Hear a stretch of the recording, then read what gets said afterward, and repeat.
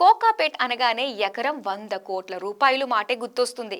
అసలు అక్కడ ఎలాంటి డెవలప్మెంట్ లేని రోజుల్లో ఎకరం 100 కోట్లు పలికితే ఇప్పుడేమో ఇన్ఫ్రాస్ట్రక్చర్ దాదాపుగా పూర్తి కావస్తుంది కాబట్టి అక్కడ మరింత అధిక రేటు పలికే అవకాశం ఉందని రియల్ నిపుణులు అంచనా వేస్తున్నారు. కాకపోతే గతేడాది నుంచి రియల్ మార్కెట్లో ప్రతికూల పరిస్థితులు నెలకొన్న నేపథ్యంలో అసలు 100 కోట్ల మార్క్ దాటుతుందా అనే సందేహం పట్టి పీడిస్తుంది. కాకపోతే గతేడాది ఐటీ స్పేస్ కు మంచి డిమాండ్ పెరగటం, లీజింగ్ రేట్లు కూడా అధికం కావటంతో ఈసారి హెచ్ఎండిఏ కోకాపేట్లో వేలం వేస్తే 100 కోట్ల మార్క్ దాటుతుందనే ఊహాగానాలు పెరుగుతున్నాయి.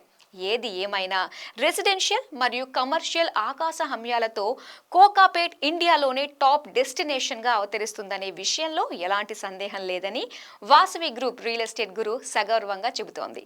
కోకాపేట్ నియోపోలిస్లో నిర్మాణాలు చకచక. నియోపోలిస్ నుంచి ఓఆర్ఆర్కి ప్రత్యేక రోడ్డు. నగరం నలువైపుల నుంచి కోకాపేట్కి వచ్చేవారి సంఖ్య క్రమక్రమంగా పెరుగుతోంది. అందుకే శంషాబాద్ అంతర్జాతీయ విమానాశ్రయంతో పాటు ఇతర ప్రాంతాలతో అనుసంధానంపై దృష్టి పెట్టింది ప్రభుత్వం. ఇందులో భాగంగా కోకాపేట్ నుంచి ఔటర్ రింగ్ రోడ్డుపైకి నేరుగా వాహనాల రాకపోకలు సాగించేందుకు వీలుగా ఒక ప్రత్యేక మార్గాన్ని నిర్మిస్తున్నారు. కోకాపేట్ లేఅవుట్ నుంచి ఔటర్ రింగ్ రోడ్డు పైకి వెళ్లేలా 4 లేన్లతో చేపట్టిన ప్రత్యేక రోడ్డు పనులు ఒక కొలిక్కొచ్చాయి. ఇందుకోసం హెచ్ఎండిఏ దాదాపు 80 కోట్ల రూపాయలు ఖర్చు చేస్తోంది. ఈ మార్గం పొడవు లేఅవుట్ నుంచి దాదాపు 1.27 కిలోమీటర్లుగా ఉంది.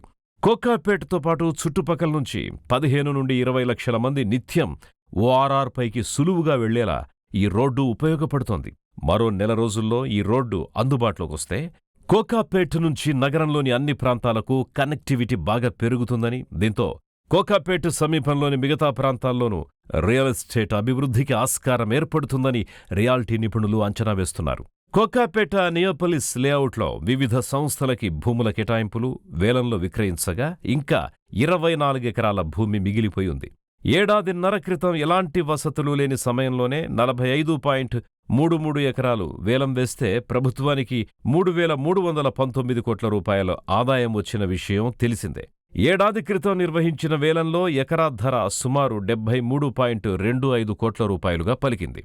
ఇప్పుడు అన్ని వసతులు ఉండడంతో ఈ 24 ఎకరాల భూమి ఎంత ధర పలుకుతుందో అన్న ఆసక్తి నెలకొంది.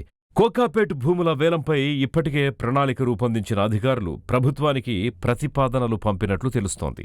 ఆన్లైన్లో వేలం వేసేందుకు సర్కార్ అనుమతించగానే ప్రక్రియను ప్రారంభించనున్నారు. ఈసారి కోకాపేట్ భూముల వేలంలో ఎకరం 100 కోట్ల రికార్డు బద్దలు కావడం ఖాయమని అధికారులు అంచనా వేస్తున్నారు.